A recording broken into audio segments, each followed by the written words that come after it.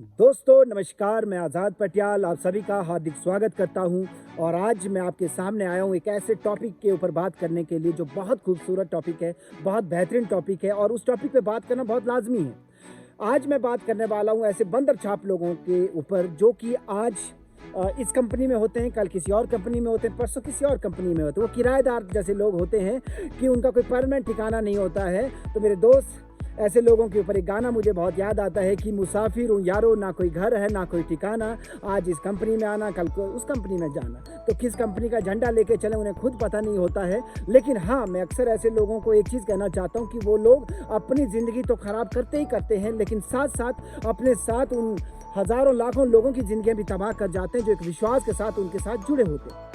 तो मैं कई बार देखता हूँ लोगों को कि उन्हें लगता है कि मैं एक लीडर हूँ, मैं जहाँ जाऊँगा कारवां उधर चला जाएगा, लेकिन वो उनकी गलती होती है और इसी गलती के कारण वो उनकी हालत वो हो जाती है कि धोबी का कुत्ता ना घर का ना घाट का। तो मेरे दोस्त, आज का जो टॉपिक है सिर्फ उन्हीं बंदर छाप लोगों के ऊपर है। तो मेरे दोस्त, उन्हें लगता है कि वो एक बहुत बड़े लीडर हैं, उनके अंदर बहुत ज़्यादा टैलेंट है और जब वो इस एक कंपनी को छोड़ के किसी दूसरी कंपनी में जाते हैं तो अपने अंदर वो इतनी ऐसी जोश, ऐसी ऊर्जा, ऐसी एनर्जी भर देते हैं, लगता है कि नहीं अब तो बस सब चीज़ बदल जाएगा, नेटवर्क मार्केटिंग का पूरा परिभाषा ही बदल के रख देंगे वो लोग। मेरे दोस्त, ऐसे लोगों को मैं एक चीज़ कहना चाहता हूँ कि जब मुर्गे की गर्दन कटती है ना, आपने देखा होगा जब मुर्गे की गर्दन कटती है तो सबसे ज़्यादा ताकत लगाता है। अरे मुर्गे, अगर ताकत लगानी थी तो जिंदा रहते, अगर वो ताकत लगाई होती तो शायद जान बच जाती। लेकिन कई लोग ऐसे होते हैं बंदर छाप लोग, उन्हें लगता है कि नहीं मैं अब दूसरी कंपनी में गया हूँ, पूरा जोश जुनून भर देता है, उसे लगता है मैं तो बहुत ताबड़तोड़ कर दूंगा, मैं तो ये था, मैं तो वो था। वो शायद भूल गया है कि वो जो भी था उस सिस्टम की वजह से था, जिस सिस्टम ने उसे बनाया था, जिस परिवार ने उसका भरण पोषण पालन पोषण किया था, आज उसको उस मुकाम तक पहुंचाया था, वो उस कंपनी की वजह से था। लेकिन उसे घमंड आ जाते हैं और ये मेरे दोस्त याद रखिए, घमंड तोड़ता है, घमंड तोड़ता है इंसान को। तो कई लोग ऐसे हैं जिन्हें लगता है कि मैं बहुत कुछ कर सकता हूँ, मैं बहुत ताबड़तोड़ कर सकता हूँ। लेकिन मेरे दोस्त याद रखिए कि आप अपने साथ साथ बहुत सारे लोगों का जीवन खराब कर रहे हैं। आपको आने वाले समय में इस चीज़ का एहसास ज़रूर होगा। मैंने कई लोगों को देखा, 14 साल का मैं अपना एक्सपीरियंस बता रहा हूँ, 14 साल में वो बहुत सारे लोग हैं और मैं देखता हूँ कि जब वो जाते हैं ना तो 4-6 महीना साल भर उनके अंदर ऐसे ऐसे मतलब बदलाव देखने को मिलते हैं जो मैंने शायद उनके अंदर नहीं देखे थे। और कई बार ना उनको देख के खुद भी थोड़ा सा डर सा लग जाता है, सहम सा जाता हूँ कहीं वो लोग सही तो नहीं है। लेकिन 1 साल के बाद, क्योंकि होता है ना polish, all glitters are not gold, हर चमकने वाली चीज़ सोना नहीं होती, हर दिखने वाला सच्चाई नहीं होती है। तो मेरे दोस्त, बहुत सारे लोग ऐसे ही होते हैं, उन्हें लगता है कि बस गए हैं तो अब ऐसा होगा। उनके चेक दिखते हैं तो सिर्फ सोशल मीडिया पे दिखते हैं, अकाउंट में नहीं दिखते हैं। 4-6 महीने मेहमान नवाजी हो सकती है मेरे दोस्त, लेकिन उससे ज़्यादा नहीं हो सकती है। तो मैं दोस्त बताना चाहता हूँ कि ये नेटवर्क मार्केटिंग इंडस्ट्री है, ये डायरेक्ट सेलिंग इंडस्ट्री है। जब एक बंदा इस बिजनेस में आता है तो वो डायरेक्ट सेलर होता है, लेकिन जब वो इस बिजनेस को छोड़ के किसी और बिजनेस में चला जाता है, कंपनी को छोड़ के जब वो कंपनियां बदलने की परंपरा उसके अंदर अपनाना शुरू करता है, अपने अंदर लाना शुरू करता है, जब वो एक जगह से दूसरी जगह, एक डाल से दूसरी डाल, बंदर जाल हर जगह अपनाना शुरू करता है, तो मैं एक चीज़ उनको कहना चाहता हूँ मेरे दोस्त, एक चीज़ उनको कहना चाहता हूँ, ऐसे बंदर छाप लोगों के लिए एक चीज़ कहना चाहता हूँ कि वो दौर था जब आप डायरेक्ट सेलर थे, वो दौर होता है जब आप डायरेक्ट सेलर होते हैं। जब आप किसी कंपनी में आते हैं, दिल से जुड़ते हैं, वो उस वक्त वो आदमी डायरेक्ट सेलर होता है। लेकिन जब वो कंपनियां बदलता है ना, फिर वो डायरेक्ट सेलर नहीं रहता है, वो डायरेक्ट सेलर से होके डायरेक्ट स्टीलर हो जाता है। यानी कि चोरी करना, तोड़ फोड़ करना, वो सारी चीज़ें करता है। नेटवर्कर जो होता है वो बिल्ड करता है, वो लोगों को जोड़ता है, बनाता है। लेकिन डायरेक्ट सेलिंग में जब वो आदमी एक कंपनी से दूसरी कंपनी, दूसरी से तीसरी कंपनी में जाता है तो वो डायरेक्ट सेलर नहीं, डायरेक्ट स्टीलर होता है। वो भी वो चोरी करता है, इसके लीडर को तोड़ूं, उसके लीडर को तोड़ूं, इसको लालच दिखाऊं, उसको लालच दिखाऊं। तो ऐसे ही हालात होते हैं मेरे दोस्त। तो मेरे दोस्त याद रखिए, आज आप जो है होते हैं, आप कंपनियां बदलते हैं, कुछ ही बदलते हैं। अगर आपको कोई खरीदार मिल रहा है तो एक चीज़ याद रखिए मेरे दोस्त, आपको खरीदने लायक, आपको बिकने लायक किसी ने अगर बनाया है तो सिस्टम ने बनाया, कंपनी ने बनाया, तब जाके आपके खरीदार मिलते हैं। डायरेक्ट खेत से चीज़ें अनाज मंडी नहीं पहुंचती, उसके बीच में बहुत सारी प्रोसेस होता है। तो वो चीज़ आपको याद रखनी होती है। कोई भी लीडर, कोई भी व्यक्ति जुड़ा और जुड़ने के बाद डायरेक्ट वो एक महान लीडर बन जाता है, एक अच्छा नेटवर्कर बन जाता है, ऐसा नहीं है। उसको बनाने के लिए सिस्टम का योगदान होता है, वो खुद कुछ नहीं होता है, सिस्टम बनाता है किसी भी चीज़। अकेले हम कुछ भी नहीं है। तो ये याद रहिए, घमंड हमें छोड़ना होगा।